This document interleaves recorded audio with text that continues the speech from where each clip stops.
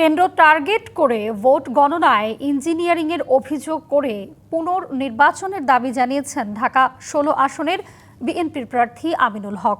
একই অভিযোগ করে পুনরায় ফল গণনার দাবি করেন ঢাকা ১৩ আসনের ১১ দলীয় জোটের প্রার্থী মাওলানা মামুনুল হক।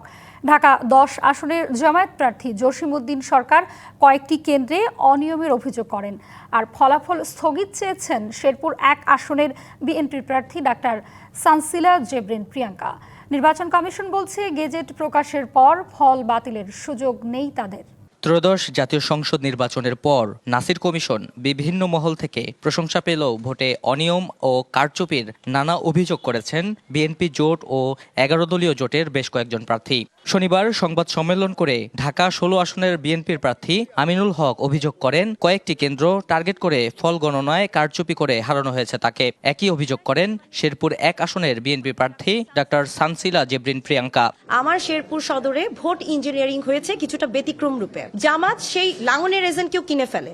আমি যখন কেন্দ্রে যাই সেখানে জামাতের এজেন্ট দেখি, শাপলাকুলির এজেন্ট দেখি, লাঙ্গনের এজেন্ট দেখি, এবং সেই এজেন্টগুলা আমার এজেন্টদেরকে হুমকি ধামকি দিয়ে নির্বাচনের প্রথম আর্লি মর্নিং এ বের করে দেয়। ভোট গণনার পর থেকে আমরা দেখেছি আসল ইঞ্জিনিয়ারিংটা করা হয়েছে একটি দল জামাতের পক্ষে।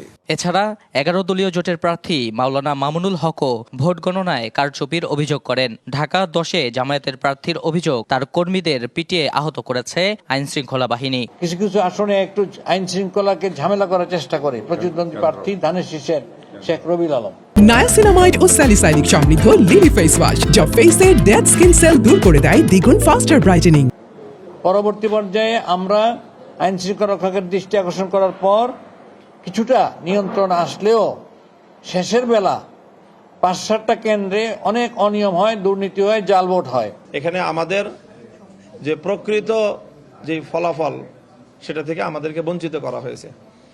যেমন আমাদের আসনের বেশ কিছু কেন্দ্র থেকে আমাদের যে পোলিং এজেন্ট ছিল সেই পোলিং এজেন্টদেরকে বের করে দেওয়া হয়েছে। তবে গ্যাজেট প্রকাশের পর নির্বাচন বাতিল বা ফল পুনর্মূল্যায়নের এখতিয়ার কমিশনের নেই বলে জানান ইসি রহমানুল মাসুদ।